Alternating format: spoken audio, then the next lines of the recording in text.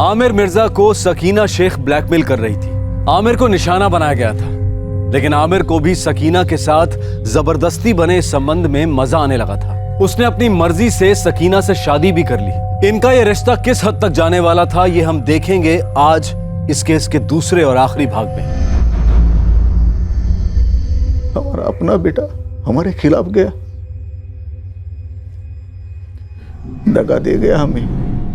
मुझे मेरा आमिर वापस चाहिए, जैसा था वैसा।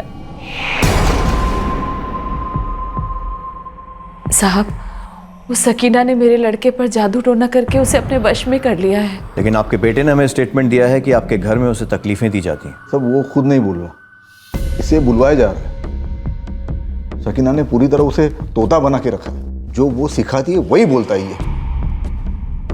अब तो वो ये कह रही कि आमिर के साथ उसने शादी कर ली है। शादी? लेकिन आमिर सिर्फ 16 का है ना? हाँ साहब, 10वीं में है वो।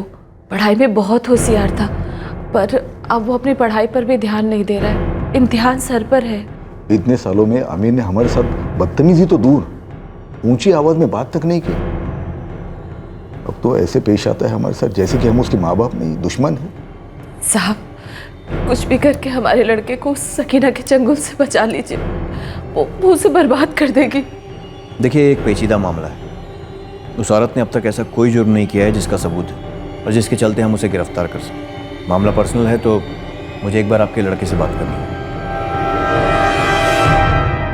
किस लिए? वहाँ के साहब तुमसे बात करेंगे। क्या बात करेंगे?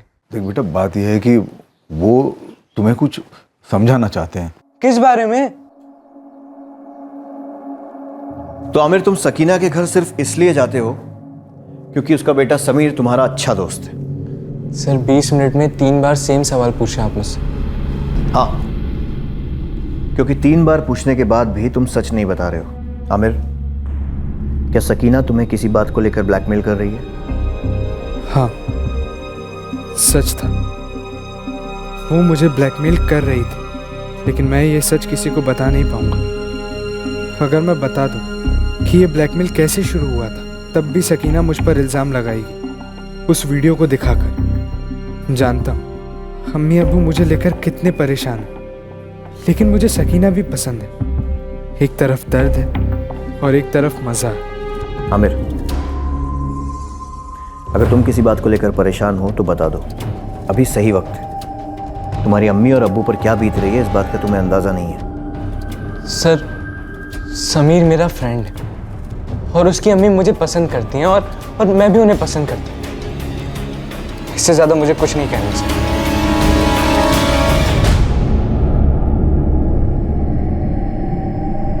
सर, ये सकीना 37 साल की और आमिर 16 साल का।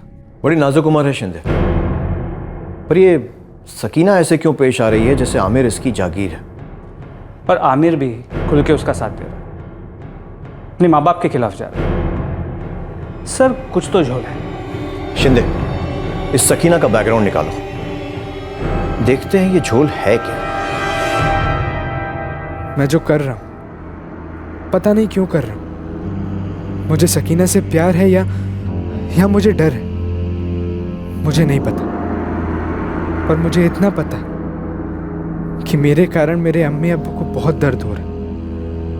उनकी आंखों में हमेशा आंसू होते, लेकिन फिर भी मैं सद्दाम से बात करूं क्या? हाँ करो, हमसे तो अब तक कुछ हो नहीं पाया। सद्दाम की हैसियत और पहुंच हमसे कई ज़्यादा है, शायद कुछ रास्ता निकल आए। ये क्या कह रहे हो राबिया आपा? मुझे तो यकीन नहीं हो रहा, खुदा कसम। किस मुंह से ये सब बात दुनिया में बताते फिरते सद्दाम? आमिर को बहुत समझाया, पर वो पूरी तरह से उस औरत के चंगुल में है। अरे वो चंगुल की ऐसी के तैसी आपा, लेकिन आप भी मुझे अब बता रही हो इतना सब होने के बाद? अब बता तो रही हूँ और मदद भी मांग रही हूँ। अब सब मुझ पर छोड़ दो आपा, इंशाल्लाह आमिर को इससे निकाल के रहेंगे हम।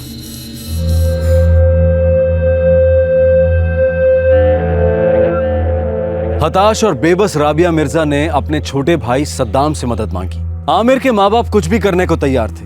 वो किसी की भी मदद लेने के लिए राजी थे, बस उन्हें अपना बेटा आमिर वापस चाहिए था। उनका मकसद था कि सकीना को हमेशा के लिए आमिर की जिंदगी से दूर कर दिया जाए, लेकिन सकीना का मकसद क्या था यह अभी तक कोई समझ नहीं पाया था।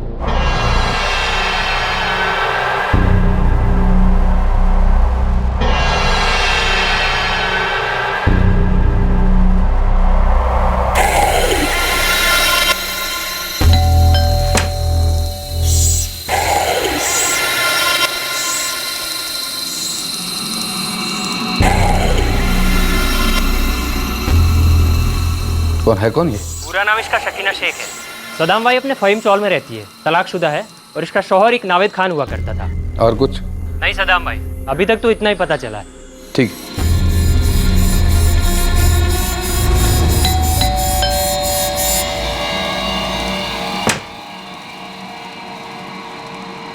जी सद्दाम बेग नाम है मेरा। फरमाइए, अंदर आ सकता हूँ?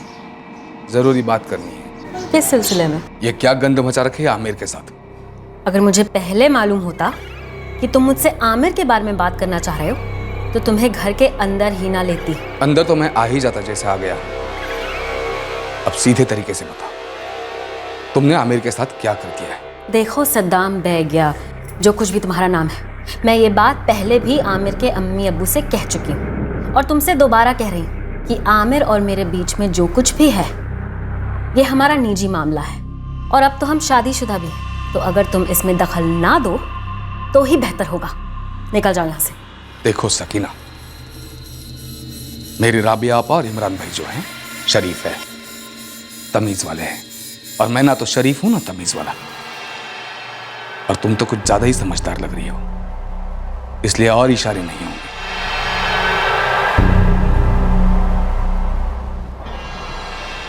हाँ सद्दाम जी बोलिए, कैसे याद किया? हाँ सुनील, यार तेरी एनजीओ फ़हीम चाल में एक्टिव है ना? हाँ है ना, हमारे कई सोशल वर्क प्रोजेक्ट चलते हैं वहाँ। बोलिए ना, क्या बात है? थोड़ी जानकारी चाहिए थी। एक औरत है सकीना शेख। सकीना शेख? नावेद खान की एक्स वाइफ? हाँ वही।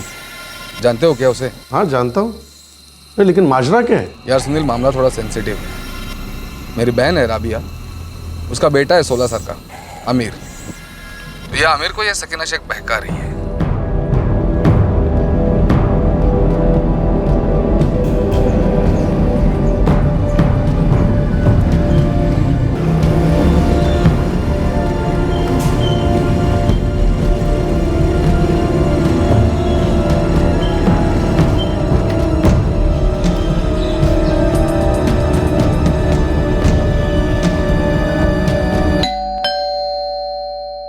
सकीना तुम जानती हो, अपने एरिया में मैं कई सालों से सोशल वर्क कर रहा हूँ। सीधी बात करता हूँ हमेशा। आमिर मिर्जा का जिस्मानी फायदा उठा रही हो तुम। ये कैसी भद्दी बात पूछ रहे हैं आप सुनील जी? मैं तो सिर्फ पूछताछ कर रहा हूँ, लेकिन आमिर का मामा सद्दाम बेग बहुत पहुंचा हुआ आदमी है। वो पूछताछ भी नहीं करेगा, सीधा एक्शन लेगा। इस मामले को सुलझाने के लिए किसी भी हद तक जा सकता है वो। लेकिन सुनील जी, कानून भी तो कोई चीज़ होती है, और आमिर और मैंने ये फैसला किया है कि जैसे ही आमिर 18 साल का हो जाएगा हम कानूनी तौर से शादी कर लेंगे। तब भी शादी गैर कानूनी मानी जाएगी मैडम, क्योंकि लड़कियों के लिए 18 साल है, लड़कों के लिए 21 साल। 5 साल इंतजार करना बहुत कीमती पड़ेगा आपको। बोलिए, आमिर को छोड़ने की क्या कीमत लेगी आप? मुंह संभाल कर बात कीजिए। कल तक का टाइम दे रहा हूँ, यकीन करो इससे अच्छा मौका और नहीं मिलेगा। कल फोन करता हूँ, सोच लेना।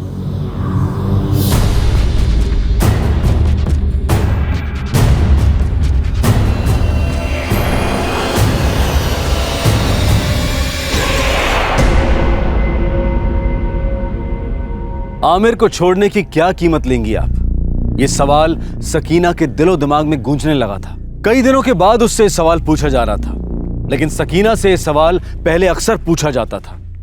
सकीना आए दिन सौदे के टेबल पर बैठी पाई जाती थी। साहब, लाला की बिरयानी खाई लिए कभी?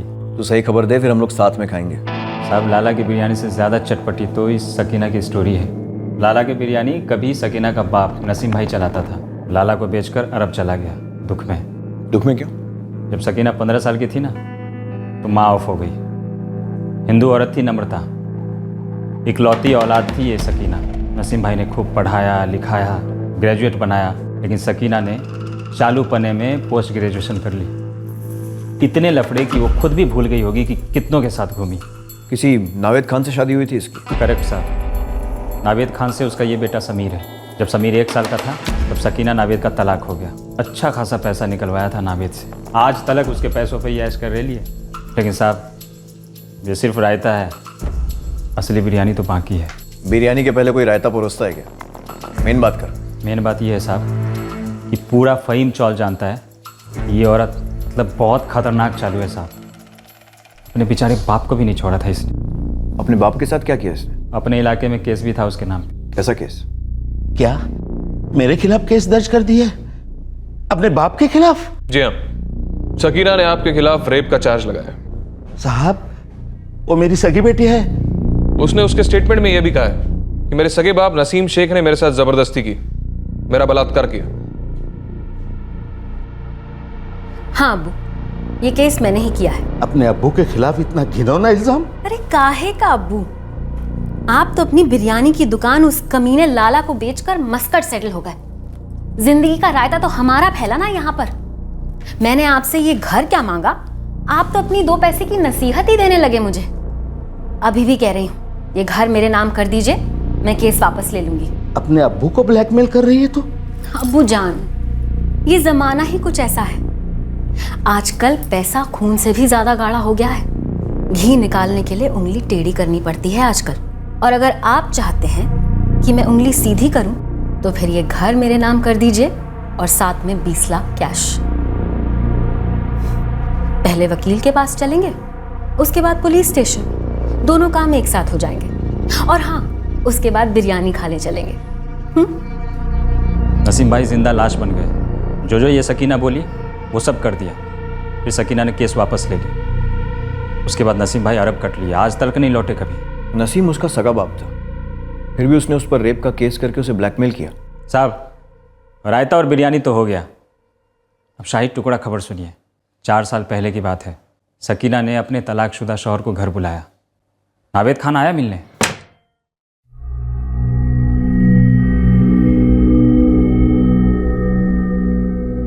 आइए।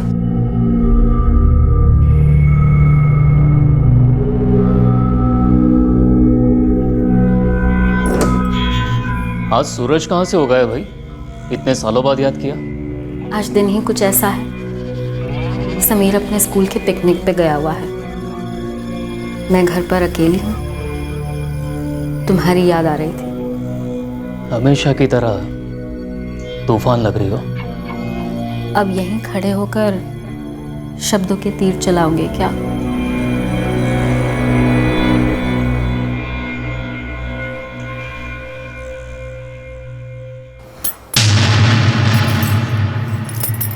ये क्या कर रही हो? सबूत है रेप का। क्या बकवास कर रही सकीना? दिमाग खराब हो गया तुम्हारा? मेरी तो तकदीर खराब हो गई है। बैंक बैलेंस खत्म हो गया था तो अब कुछ ना कुछ तो करना ही पड़ेगा ना। कमी नहीं, तुझे लगता है कपड़े फाड़ने से तू मुझ पर रेप का चार्ज लगवाएगी? अभी के अभी मेरा मेडिकल टेस्ट करवाया जाएगा। उसमें तुम्हारी वहशत के सारे सबूत मिलेंगे मेरे बदन पर। और फटे कपड़े तो बोनस सबूत होगा। फिर पूरे 7 साल के लिए जेल के अंदर जाने के लिए तैयार हो समीर के पापा? मैं यहाँ 20-25 मिनट और इंतजार करूंगी। तुम मेरे लिए 5 लाख रुपए लेकर आ जाना। और अगर नहीं आए तो मैं पुलिस स्टेशन पहुंच जाऊंगी, तुम्हारी इज्जत फाड़ने।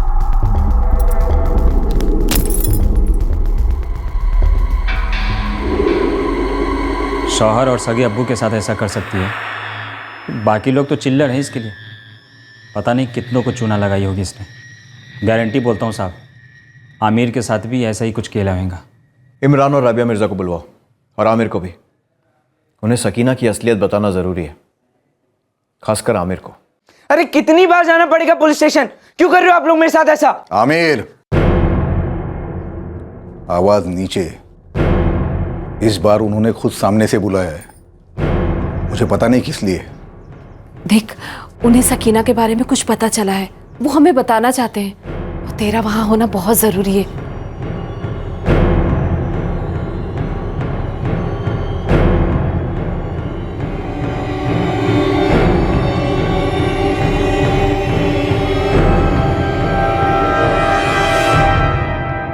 सर मैं कोई दूध पीता बच्चा तो हूं नहीं जो आपकी इस बकवास स्टोरी में आ जाऊंगा। सर झूठ बोलने की भी हद होती है। बेटा, बेवकूफ़ी की भी एक हद होती है जो तुम पार कर गए हो। ढंग से सोचना बंद कर दिया है तुमने।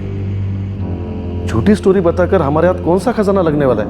आमिर, तुम्हारे 10th के एग्जाम होने वाले हैं। इस वक्त तुम्हें यहाँ नहीं, अपनी किताबों के साथ होना चाहिए। तुम्हारी जिंदगी की किताब अभी पूरी तरह कोरी है। अब उन कोरे पन्नों पर या तो खूबसूरत तस्वीरें बन सकती हैं या फिर वो पन्ने टॉयलेट पेपर बन सकते हैं। समझ रहे हो क्या कह रहा हूं मैं? देखो आमिर, मैंने तुम्हें जो भी बताया सकीना के बारे में, जो कुछ भी उसने किया अपने अब्बू के साथ या फिर तुम्हारे फ्रेंड समीर के पापा के साथ, सब कुछ एकदम सच है। मैंने सकीना को टाइम दिया है सोचने के लिए कि तुम्हें छोड़ने के लिए वो क्या कीमत लेगी। चलो तुम्हारे सामने ही बात करते हैं।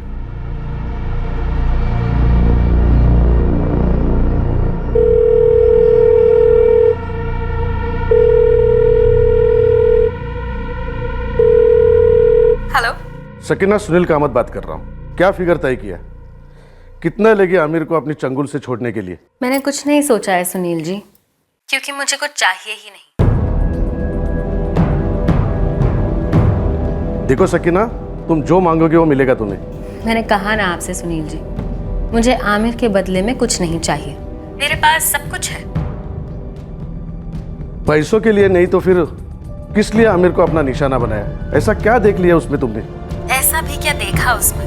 कुछ नहीं, ठीक ठाक दिखता है तो मेरा दिल आ गया उसमें। ऐसे खिलौने तो एक नजर घुमाने पर दर्जनों मिल जाते हैं, और ये तो सीधे मेरे घर पर ही आ गया, तो सोचा कि खेल ही खेल लेती हूँ। मतलब आमिर तुम्हारे लिए सिर्फ एक खिलौना है जिसका तुम इस्तेमाल कर रही हो? कैसी बातें कर रहे हैं आप? अब आपके घर में गैस खत्म हो जाती है तो आप बाहर से खाना नहीं मंगवाते, रेस्टोरेंट नहीं जाते खाना खाने के लिए। बस वही सेम टू सेम समझिए। लेकिन वो शादी वादी जो की आमिर से। सुनील जी, आप भी ना समझते नहीं हो। बोर हो रही थी तो सोचा कि गुड्डे गुड़िया का खेल खेल लेती हूँ। मेरा बॉयफ्रेंड लंदन गया हुआ है, कुछ दिनों बाद वापस लौटेगा। जैसे ही लौटता है मैं आपके इस 16 साल की नाजुक छोकरे की ओर देखूंगी भी नहीं। मिलना तो बहुत दूर की बात है। आप ना अपना सोशल सर्विस किसी नेक काम में लगाएं। आमिर मेरे लिए कुछ नहीं है।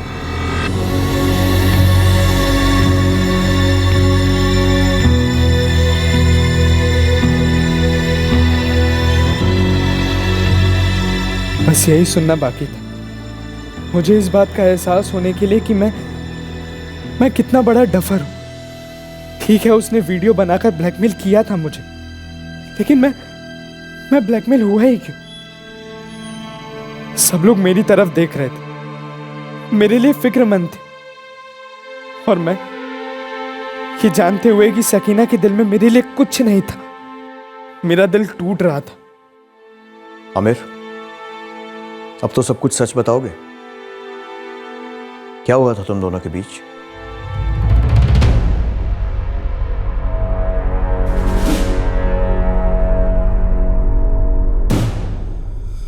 आखिरकार आमिर की जुबान पर लगा ताला खुल गया और उसने उस काली रात की पूरी कहानी सुनाई जब सकीना ने शराब की मदद से उसे निशाना बनाया।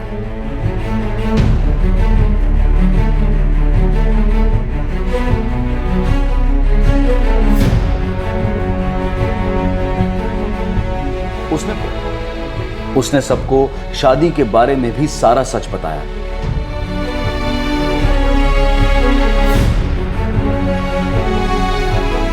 आखिरकार आमिर अपने आप को सकीना द्वारा रेप चार्जेस लगाए जाने के डर के जाल से बाहर निकाल पाया, और साथ ही सकीना की तरफ प्रेम के जाल से भी बाहर निकला जो उसने अपने आप पर लगा लिया था।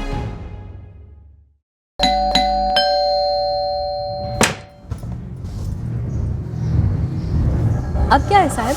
अभी तो सब कुछ है सकीना जी, सब कुछ उलट चुका है। अब जेल की सलाखों के पीछे आप होंगी। आमिर ने खुद ये स्टेटमेंट दिया है। तुम्हारे सारे कारनामे, तुमने जो कुछ भी उस नाबालिग के साथ किया, सब कुछ अब रिकॉर्डेड है। तुमने आमिर का रेप किया है। साहब, ये बिल्कुल बेबुनियाद इल्जाम है। एक औरत एक आदमी का रेप कैसे कर सकती है? हाँ, रेप हुआ जरूर था, लेकिन आमिर का नहीं, मेरा। आमिर ने मेरे साथ जबरदस्ती की थी। वो तो मैं चाहती तो पुलिस में उसी टाइम रिपोर्ट लिखा सकती थी, लेकिन उसकी उम्र पे मुझे तरस आ गया। तुम हर वक्त हर किसी को बेवकूफ नहीं बना सकती। इस वक्त तुम्हारा जो भी हुक्म का इक्का है ना, वो खोटा सिक्का ही साबित होगा, क्योंकि अब तुम पूरी तरह से फंस चुकी हो। क्या मतलब? तुम्हारे जैसी लाखों में इक्की दुक्की खुदगर्ज औरतें रेप जैसे संगीन जुर्म को मजाक बनाकर रखती हैं। लानत है, लेकिन अब नहीं, क्योंकि अब यह केस वाटर टाइट है। सकीना मैडम, रेप खेलने का टाइम खत्म हुआ। आप बोलना क्या चाह रहे हैं? आमिर ने मजिस्ट्रेट को बयान दिया है।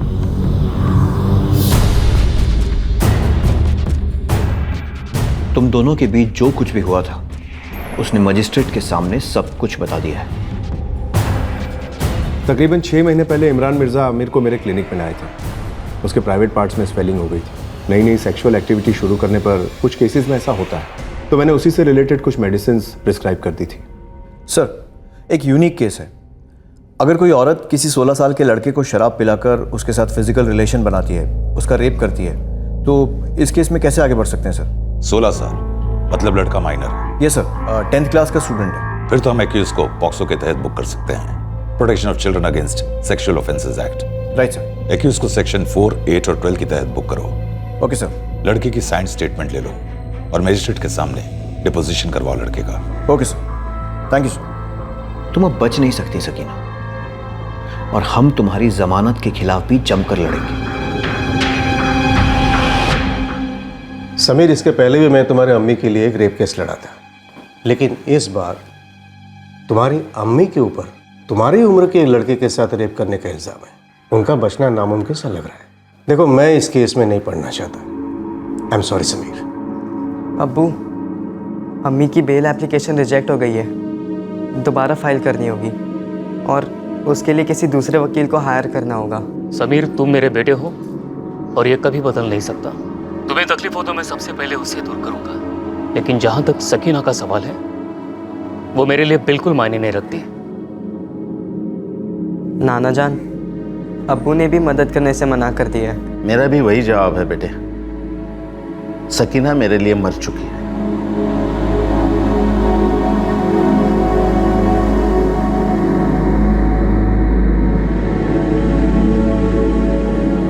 सबने ना कहा, ऐसे कैसे कह सकते हैं वो?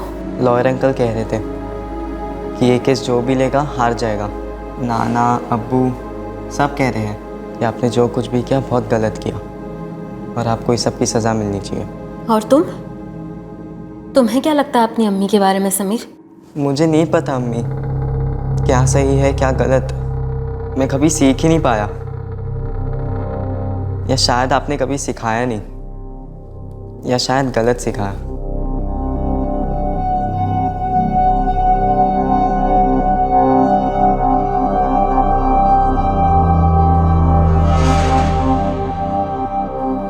अम्मी, अब्बू,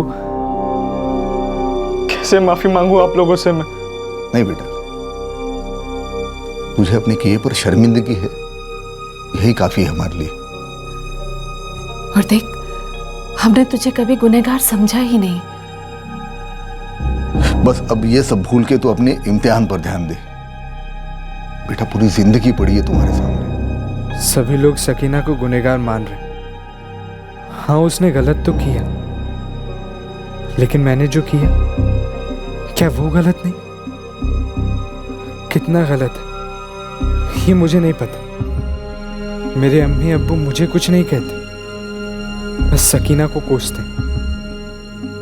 उस रात मेरे साथ जो हुआ वो सही नहीं था, मैं जानता, लेकिन उसके बाद जब मुझे मज़े आने लगे, गलत बातों से मज़े आने लगे, कभी कभी सही गलत के बीच की लकीर कितनी धुंधली हो जाती, समझ ही नहीं आती। मुझे भी वो समझ नहीं है। आमिर सिर्फ 16 साल का था, बचपन और जवानी के बीच की दहलीज पर खड़ा था। इस नाजुक उम्र में किसी युवक को जब कोई गंभीर आरोप को लेकर डराए या धमकाए तो उस युवक के दिलो दिमाग पर गहरा सदमा पहुंच सकता है। उस उम्र में वो युवक ये समझ ही नहीं पाता है कि जो चीज शोषण की कैद में उसे आनंद दे रही है वही चीज उसकी कैद को और लंबा खींचती जा रही है। सकीना को आईपीसी की धारा 342 के तहत जबरन बंदी बनाने, धारा 506 के तहत आपराधिक भावना से धमकी देने और पॉक्सो की धारा 4, 8 और 12 के तहत गिरफ्तार किया गया है। Protection of children from sexual offence act POCSO न्याय प्रक्रिया का एक मजबूत अंग है और उम्मीद की जा रही है कि सकीना को उसके किए की सजा जरूर सुनाई जाएगी। आमिर की जिंदगी धीरे धीरे नॉर्मल होने की तरफ बढ़ रही है। आमिर को इस हादसे को भुलाकर अपनी गरिमा और अपने आत्मसम्मान को दोबारा महसूस करना होगा। यह सब कुछ इतना आसान नहीं है, लेकिन उसके माँ बाप इमरान और राबिया मिर्जा डटकर उसके साथ खड़े हैं, हमेशा की तरह। सकीना का निशाना बने 16 वर्षीय आमिर मिर्जा के केस के बाद अब हम चलते हैं 10 वर्षीय काजल चौधरी की जिंदगी की तरफ। किसी के बद इरादों का शिकार हुई काजल इस वक्त मुंबई के बोरीवली रेलवे स्टेशन पर खड़ी है।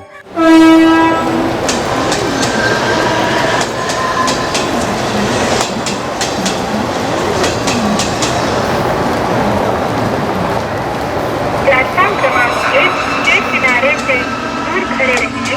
एक जलद गाड़ी जाने वाली है। कोई यात्री रेलवे लाइन पार न करे। रेलगाड़ी आप चढ़ रहे हैं। इस प्लेटफॉर्म नंबर 1 फास्ट ट्रेन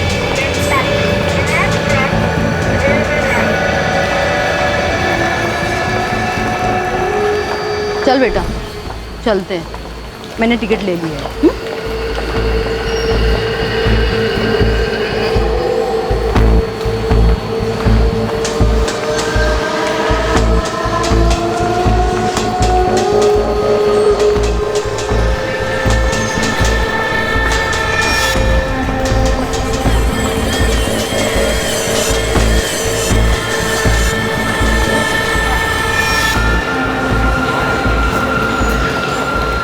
काजल, अब यहाँ से आगे तुम्हें ये आंटी ले जाएगी।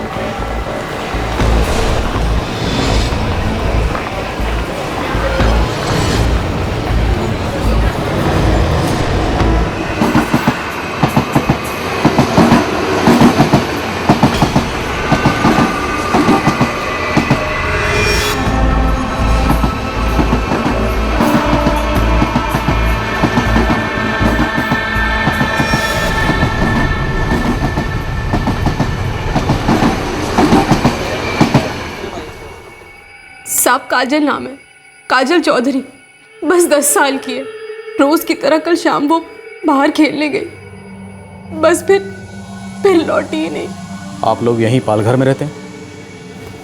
जी सर, तिलक बाग में। अनिता जी, कल सुबह से क्या क्या हुआ हमें सब बताइए। साहब वो काजल रोज की तरह सुबह स्कूल गई, फिर हर रोज की तरह ही वो 1 बजे स्कूल से वापस भी आ गई थी। रोटी खाई, फिर कुछ 3 बजे के आसपास वो अपनी सहेलियों के साथ खेलने बाहर चली गई। कौन है उसकी सहेली? पड़ोस की बच्चियां हैं साहब। नाम? एक अश्विनी और दूसरी हर्षिता।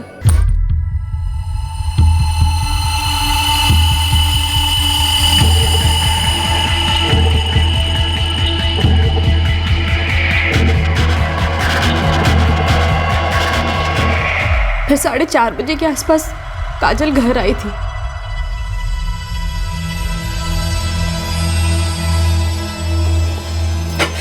अरे काजल, तू आ गई? सुन, एक काम कर, तू और पिंकी बैठ के थोड़ी देर पढ़ाई कर लो। अम्मा, हमारा गेम चल रहा है, बीच में छोड़ के कैसे आ जाए? अभी आते खत्म करके। फिर वो लौटी नहीं साहब, और थोड़ी देर बाद जब मैं उसे बुलाने बाहर गई तो वो कहीं दिखाई नहीं दी। इसकी सहेलियां हर्षिता और अश्विनी, इन दोनों से पूछा आप लोगों ने? हाँ साहब, शाम को कुछ 7:30 बजे तक मैंने उसका इंतजार किया, फिर मैं खुद गई थी अश्विनी और हर्षिता के घर। काकी, मैं और अश्विनी शाम को 4:30 बजे तक काजल के साथ खेल रहे थे, फिर हम लोग ट्यूशन क्लासेस चले गए। तो फिर काजल कहाँ गई बेटा? काजल तो घर ही चली गई थी 4:30 बजे। हाँ, वो घर आई थी अश्विनी, पर पानी पीकर वापस चली गई। 4:30 बजे मैं और हर्षिता ट्यूशन के लिए निकल गए। फिर वहाँ से भागी भागी मैं सीधा इनके दुकान पर गई।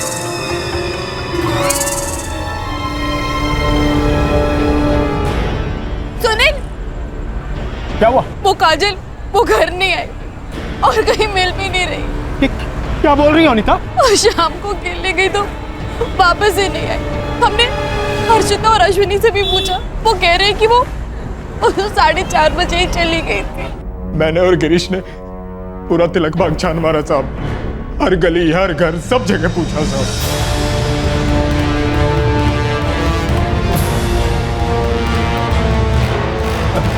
गिरीश तू इधर जा भाई, मैं इधर जाता हूँ। देख कोई भी घर छूटना नहीं चाहिए। ठीक है।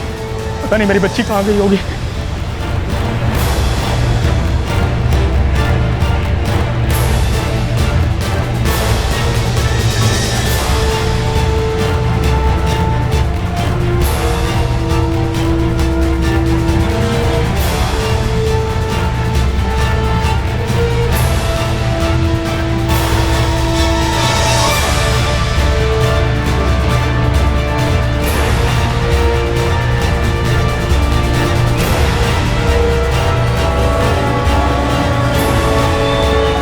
ढूंढते ढूंढते सुबह हो गई साहब। सिर्फ तिलक बाग नहीं, पूरा पालघर छान मारा साहब, एक कोना नहीं छोड़ा हमने। फिर सीधा यहाँ आ गए आपके पास। साहब काजल बस 10 साल की है, उसे तो हमारे मोहल्ले और अपने स्कूल के अलावा और कोई जगह ठीक से मालूम भी नहीं है। तिलक बाग में आप लोग कब से रह रहे हैं? 2 महीने से साहब। कहाँ से आए? सब फतेहपुर उत्तर प्रदेश के रहने वाले हैं। आप? जी फतेहपुर। ये गिरीश है साहब, मेरा दोस्त, ये भी फतेहपुर का रहने वाला है। हम काम की तलाश में यहाँ आए थे। मुंबई या इसके आसपास कोई और रिश्तेदार? जी। क्या घर में कुछ बात हुई थी? मेरा मतलब है कोई ऐसी बात हुई हो जिसकी वजह से आपने काजल पर गुस्सा किया हो और वो नाराज़ होकर कहीं चली गई हो, कोई भी बात? नहीं साहब, हम दोनों तो काजल को बहुत प्यार करते हैं। देखिए, अक्सर हमने देखा है कि बच्चे उस जगह को मिस करते हैं जहाँ वो पले बड़े होते हैं। कहीं ऐसा तो नहीं कि काजल भी वापस लौट गई हो फतेहपुर अपने किसी रिश्तेदार के पास? नहीं साहब, फतेहपुर में अब हमारा कोई रिश्तेदार नहीं है। और साहब 10 साल की छोटी सी बच्ची इतनी दूर अकेले कैसे जा सकती है?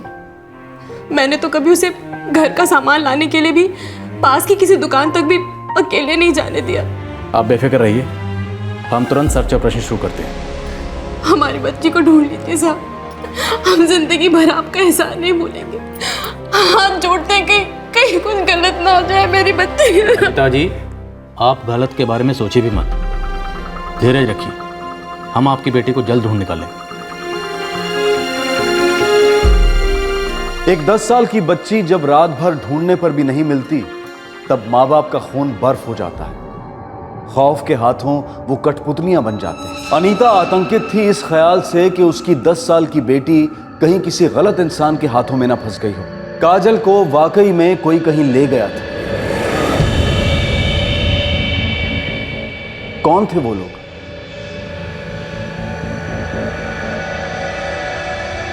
कहां थी काजल? सर, स्कूल से हम तीनों साथ साथ निकले और 3 बजे खेलने के लिए मिले और 4:30 तक खेल रहे थे।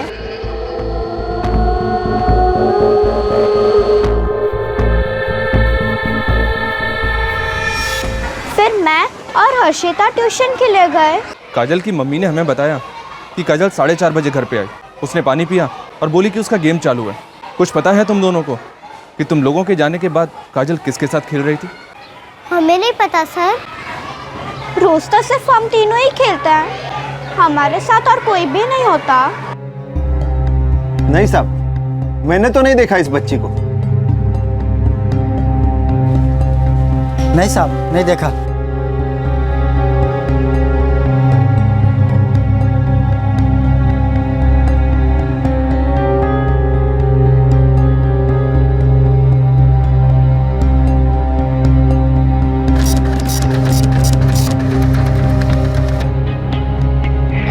दस साल की है, हरे रंग का ड्रेस पहना है बच्ची ने। फतेहपुर उत्तर प्रदेश से आई है, लगभग 2 महीने पहले।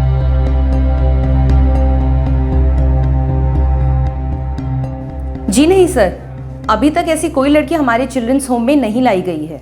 सर, सारे एक्सीडेंट केसेस चेक किए, मुर्दा घरों में पता किया, यहाँ तक कि इलाके के सारे पुलिस स्टेशन में उसके फोटो और डिटेल्स को भेजा गया है। और अभी तक नो रिस्पॉन्स? कुछ नहीं मिला है सर। पड़ोसियों से भी पूछा है, किसी से कोई लीड नहीं। ये बच्ची काजल 10 साल की है, तो क्या ऐसा हो सकता है कि इस बच्ची को किसी ने कुछ खिला पिला कर कोई टॉफ़ी या चॉकलेट देकर पहले बातों में फंसाया हो, फिर उठाकर ले गया हो सकता है सर। बच्चे उठाने वालों की ये मोडस ऑपरेंडी रेगुलर है। मैं एक काम करता हूँ, चाइल्ड ट्रैफिकिंग सेक्टर के सारे खबरियों को काम पर लगा देता हूँ। चाइल्ड ट्रैफिकिंग के जितने इंस्टीट्यूटर्स हैं, जितने अंडर ट्रायल्स हैं, सबको डंडा करो प्यार से। हमें किसी भी हालत में इस बच्ची को पाल घर से बाहर ले जाने से पहले ही बचाना है। अगर ये केस चाइल्ड ट्रैफिकिंग का केस है तो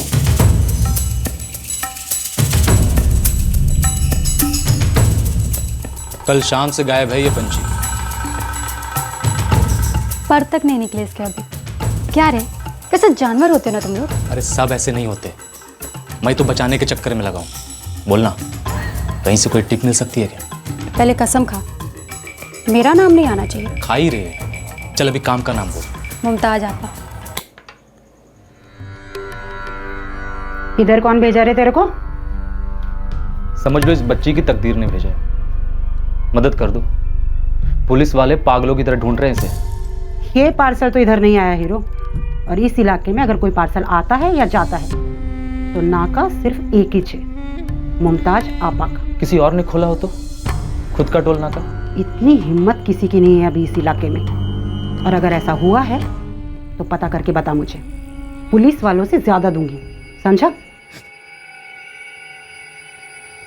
अनीता जी, हमने आपकी बेटी काजल को ढूंढने में कोई कसर नहीं छोड़ी है। साहब 3 दिन हो गए। 3 दिन में एक बच्ची के साथ कुछ भी हो सकता है, और मेरी काजल तो बहुत ही भोली। अनीता जी, दिमाग पे जोर डालिए और हमें बताइए, क्या कभी ऐसी कोई बात हुई थी जिसकी वजह से आपने या आपके पति सुनील ने आपकी बेटी काजल को डांटा हो? काजल ने कभी किसी बात को लेकर आपसे जिद की हो, झगड़ा हुआ हो या गुस्सा आया हो उसे? कुछ भी, अगर कोई भी ऐसी बात है तो प्लीज छुपाइए मत। नसीब ने मुझसे मेरी बच्ची को छुपा दिया है साहब। मैं आपसे क्या छुपाऊंगी? सोच सोच कर घबराहट होती है। किसी ने बहलाया, फुसलाया, कुछ खिला दिया, कहीं ले गया। एक छोटी सी बच्ची के साथ कहीं कुछ गलत ना हो जाए।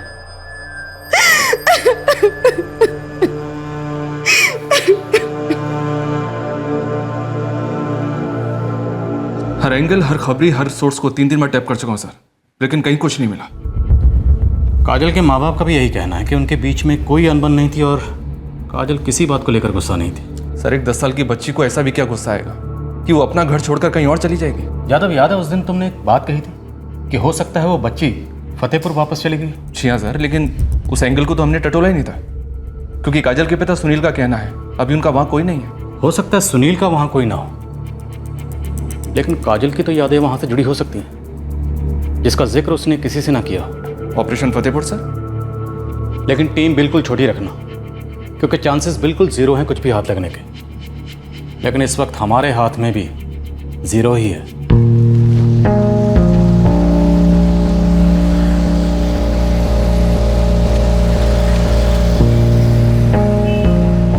सुनील, हाँ सब ठीक तो है? तेरी भाभी घबराई हुई है यार, मुझे भी डर लग रहा है। ख्याल रखो।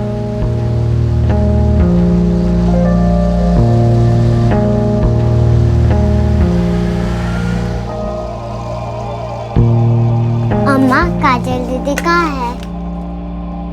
पता नहीं पिंकी बेटा। वापस आएगी? पता नहीं। नहीं आएगी? पता नहीं।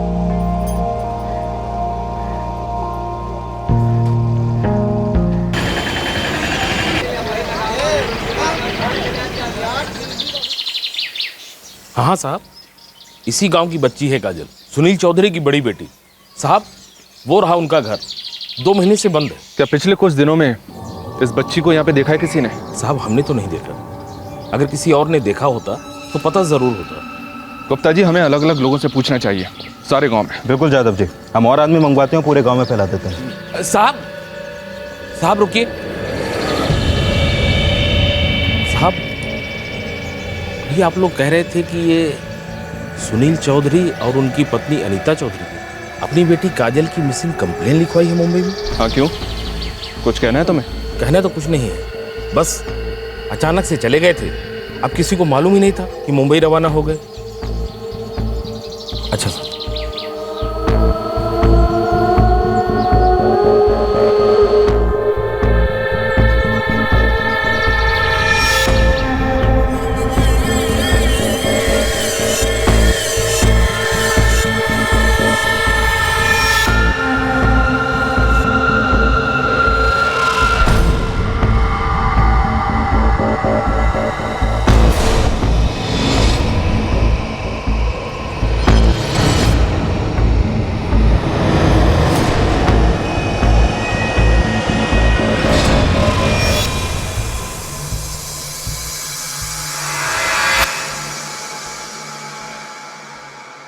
यादव जी, बच्ची को किसी ने नहीं देखा, पास के गांव में भी नहीं।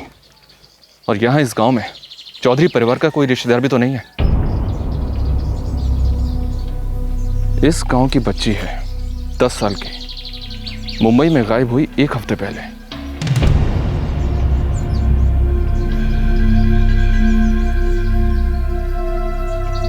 साहब, सुनील चौधरी की एक बहन है, एक भाई भी, दोनों सगे।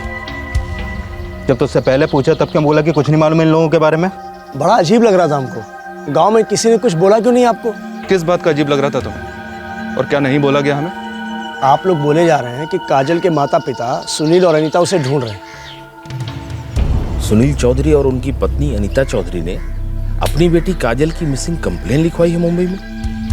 हाँ तो इसमें अजीब क्या है? साहब, सुनील चौधरी की बहन नंदिनी चौधरी और बड़ा भाई हेमंत चौधरी दोनों मुरादाबाद में रहते हैं। पता हमें नहीं मालूम। काफी कुछ पता है तुम्हें, पर तुम हमसे छुपा रहे हो। काजल कहाँ है? फोटो क्या देखना साहब, इस बच्ची को गांव का हर कोई अच्छी तरह से जानता है, पर सारा गांव हैरान है कि आप लोग पिछले कुछ घंटों से अजीब अजीब सवाल पूछ रहे हैं। नाम क्या है तुम्हारा? जी, मिथिलेश शर्मा। मिथिलेश शर्मा, हम गांव के 4 चक्कर काट चुके हैं। अब बातों के चक्कर काटने का ना तो हमारे पास वक्त है और ना ही मूड। सीधे सीधे बोल, क्या छुपा रहा है? साहब, काजल का बाप सुनील चौधरी अपनी बेटी की मिसिंग कंप्लेंट कैसे दर्ज करा सकता है? बाप है उसका, वो कंप्लेंट दर्ज नहीं कराएगा तो और कौन कराएगा? साहब, बाप था। काजल का बाप सुनील चौधरी 1.5 साल पहले ही चल बसा।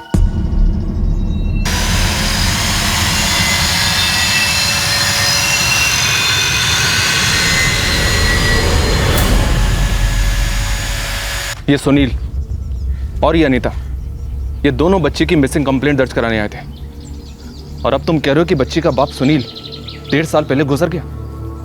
तो फिर ये कौन है? ये तो राशिद शेख है, इसी गांव का है। ये काजल का बाप नहीं है साहब। और ये अनीता इस बच्चे की माँ है या कोई और?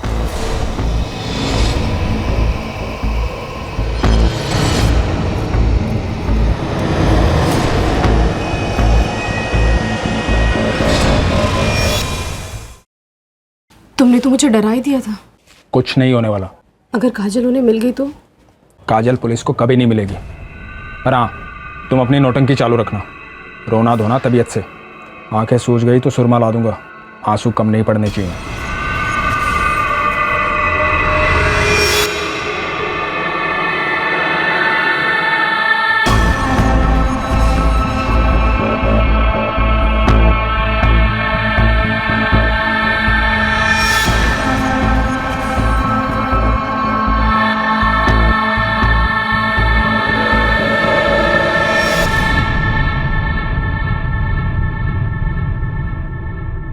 काजल पुलिस को कभी नहीं मिलेगी।